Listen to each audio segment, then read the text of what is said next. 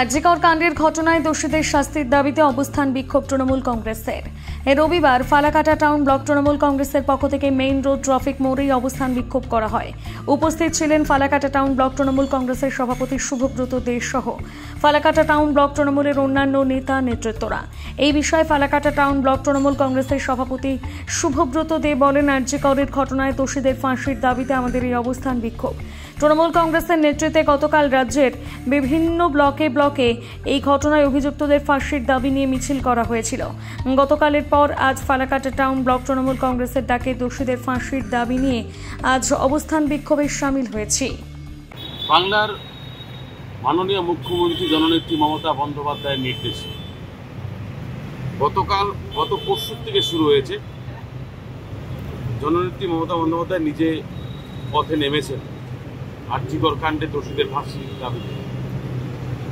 প্রথম থেকেই বাংলার প্রশাসন দৃষ্টান্তমূলক শাস্তির দাবিতে তদন্ত শুরু করেছিলেন। ইতিমধ্যে সিবিআইকে তদন্তের ভার দেওয়া হয়েছে। নেত্রী স্বাগত জানিয়েছেন, দল স্বাগত জানিয়েছেন, কিন্তু আজকে কয়েকটা দিন হয়ে গেল সিবিআইয়ের কোনো তদন্তের আমরা ন্যায় বিচার আমরা দেখতে পাচ্ছি না।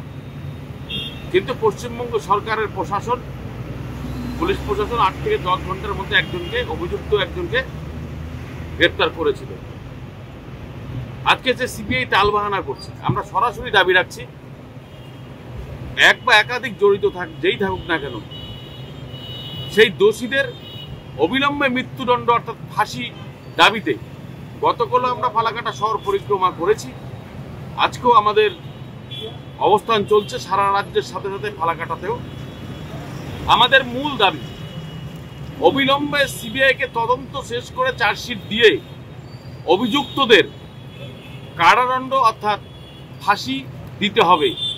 সিবিআইয়ের টালবাহানা আমরা মানছি না। এর সাথে সাথে সারা পশ্চিমবাংলায় ভারতীয় জনতা পার্টি এবং সিপিআইএম, ডিএফআই, এসএফআই তারা ঘোলা জলে মাছ ধরার চেষ্টা করে সারা রাজ্যে একটা বিশৃঙ্খলা চক্রান্ত করে বিশৃঙ্খলা করার, বাংলাকে অশান্ত করার চেষ্টা করছে। তার বিরুদ্ধে আমাদের প্রতিবাদ। কেউ সোশ্যাল মিডিয়ার মাধ্যমে অশ্লীল মন্তব্য করছেন এবং নেত্রীর বক্তব্যকে বিকৃত করা হচ্ছে। নেত্রীর বক্তব্যকে বিকৃত করে বিভিন্ন কার্টুন বা লেখা হচ্ছে। এর বিরুদ্ধে একজন নারীর অসম্মানের জন্য, একজন নারীর মৃত্যুর জন্য আমরা যখন রাজপথে নেমেছি, ঠিক আরেকজন নারীকেই, বাংলার 70 বয়সের এক নারীকে, মহিলাকে যেভাবে এসএফআই, ডিএফআই, সিপিএম, বিজেপি নক্কারজনকভাবে বিভিন্ন পোস্ট করছেন, যার বিরুদ্ধে আমাদের লড়াই।